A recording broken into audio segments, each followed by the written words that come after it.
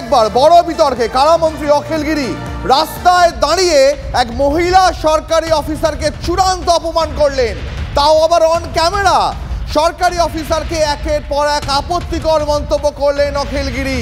দখলদার উচ্ছেদ করতে গিয়ে মন্ত্রীর কোপে পড়লেন বন দপ্তরের এক অফিসার, মহিলা অফিসার।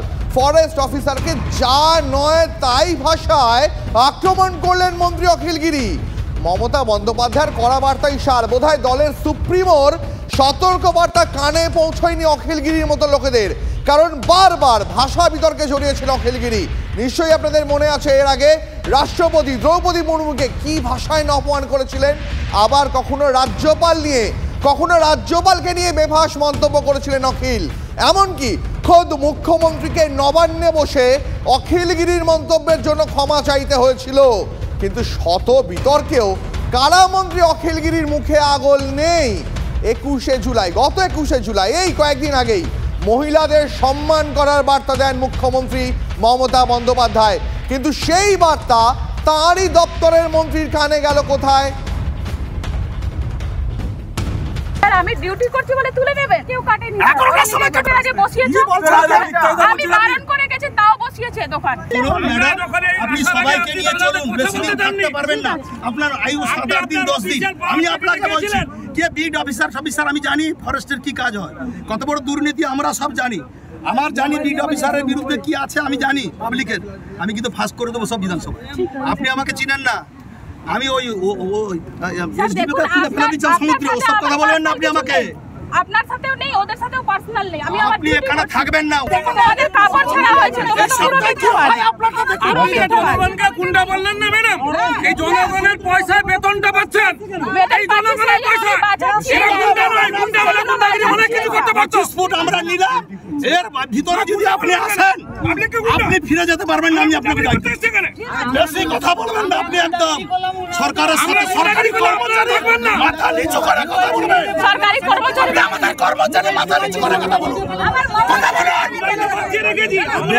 বেয়াদব রেঞ্জার, বেয়াদব এর মতন কত বড় জানোয়ার, কত বড় জানোয়ার বেয়াদব রেঞ্জার আসেনি কথা।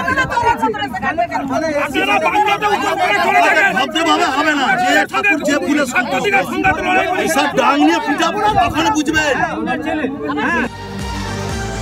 এই হচ্ছে একজন মন্ত্রীর মুখের ভাষা এই রাজ্যে দাঁড়িয়ে আর একজন সরকারি মহিলা কর্মচারীর ওপরে। এই বিতর্কের আগুন যখন জ্বলে ওঠে, গোটা বিতর্কের মুখে দাঁড়িয়ে কি সাফাই দিলেন অখিল গিরি শোনাবো আর একবার আপনাদের। ওর অ্যাটিটিউড, সেখানে পুলিশের আধিকারিকরা ছিল, তারা সেই ম্যাডামকে বুঝাবার চেষ্টা করছেন। সেখানে আরো সরকারি লোকেরা ছিল, তারা তার ফরেস্ট ডিপার্টমেন্টের লোকেরাও তাকে বোঝাবার চেষ্টা করছে। যে মহিলা এখানে রেঞ্জার হয়ে এসছে, এত বাজে মানে ব্যবহার করে মানুষের সাথে, এরকম বাজে ব্যবহার করা মহিলা মানে রেঞ্জার এই কাঁথিতে কখনো আসেনি। ওখানে যারা আধিকারিক আছে তারা যখন গাছগুলো অকেজো হয়ে যায়, শুকনো হয়ে যায়, যেগুলো জ্বালানি হিসাবে ব্যবহার করা হয়, ওগুলো সরকারের ট্রেজারিতে টাকা, ওরা সরকারি হিসাবে দেখায় না। অনেক রকম আছে, অনেক রকম কাজকর্ম আছে ফরেস্ট ডিপার্টমেন্টে। আমরা সেই কথাই বলেছি যে আপনাদের যে কাজের হিসাব আমাদের পঞ্চায়েতে আছে। দুর্নীতি মানে মানুষ বলছে যে এই কাঠগুলো আমরা কিনতে চাই কিন্তু ওরা আমাদের দেয় না, এইটাই দুর্নীতি, কোনো অর্থনৈতিক ব্যাপার বলিনি আমি। অখিল গিরির এই আচরণে বিরক্ত বীরবাহা হাসদা। এক মহিলা অফিসারের অপমান মানতে পারছে না বীরবাহা। TV9কে দেওয়া একান্ত প্রতিক্রিয়া কারামন্ত্রীর আচরণের নিন্দা করলেন রাজ্যের বনমন্ত্রী। জায়গায় একজন কর্মরত অফিসার এবং অবশ্যই মহিলা, মানে এটাকে তো সমর্থন করি না।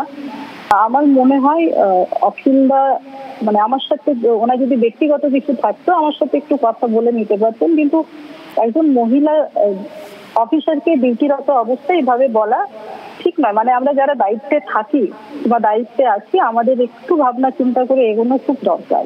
আমি দায়িত্ব সহকারে বলতে পারি আমার যারা কর্মীরা আছেন, যারা কাজ করেন ফিল্ডে, মানে যতদিন আমি দায়িত্বে আছি আমি সকাল থেকে সন্ধ্যা তাদের খোঁজ খবর রাখি এবং কিভাবে বন দপ্তরে কাজকর্ম হচ্ছে সেদিকেও আমি খোঁজ খবর রাখি। ওনার যদি সেরকম কোনো অবজেকশন থেকে থাকে উনি আমাকে যদি লিখিতভাবে জানান এবং আমার সাথে কথা বলেন। অবশ্যই যদি কেউ দুর্নীতির সাথে যুক্ত থাকে আমরা তো তার সাপোর্টে থাকবো না।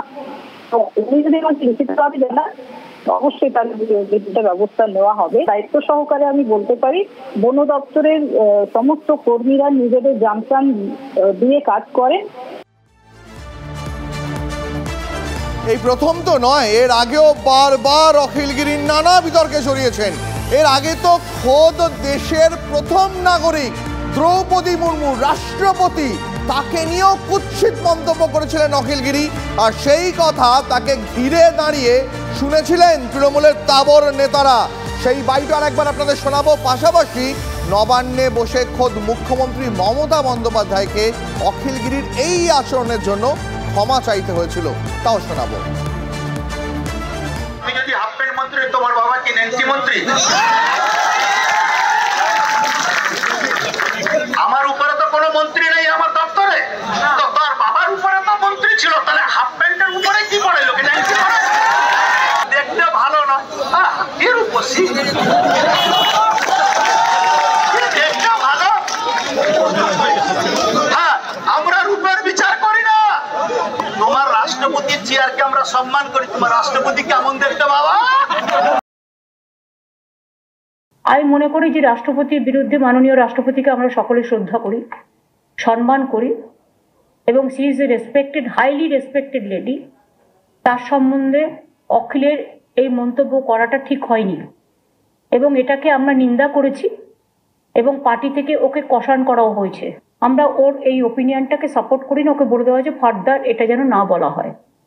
কারণ আমি নিজে পার্সোনালি ওনাকে খুব রেসপেক্ট করি এবং আমি মনে করি সৌন্দর্য শুধুমাত্র রঙের মধ্যে হয় না, সৌন্দর্য শুধুমাত্র দেখার মধ্যে হয় না, ওপরে ওপরে দেখা। সৌন্দর্যটা হচ্ছে ভেতরের সৌন্দর্য।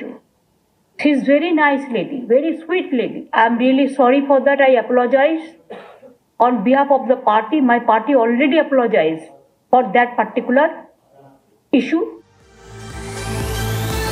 রাজ্যের একজন মন্ত্রী তথা শাসক দলের বিধায়ক যখন প্রকাশ্যে একজন সরকারি অফিসারের বিরুদ্ধে এই ভাষা ব্যবহার করেন, তখন বিরোধীরা তো ছেড়ে কথা বলবেন না।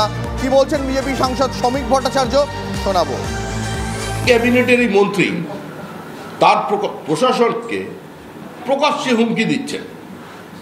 যে ভাষায় আজকে রাজ্যের একজন মন্ত্রী কথা বললেন একজন মহিলা অফিসারের সঙ্গে, যেভাবে বললেন যে বাড়ি ফিরতে পারবে না, এরা যদি গুন্ডা হয় রাত্রে বেরোতে পারবে না, তাহলে মুখ্যমন্ত্রীর বিবৃতি, মানুষের সামনে মুখ্যমন্ত্রীর আশ্বাস আজকে কোথায় গিয়ে পৌঁছেছে সেটা দেখা যাচ্ছে।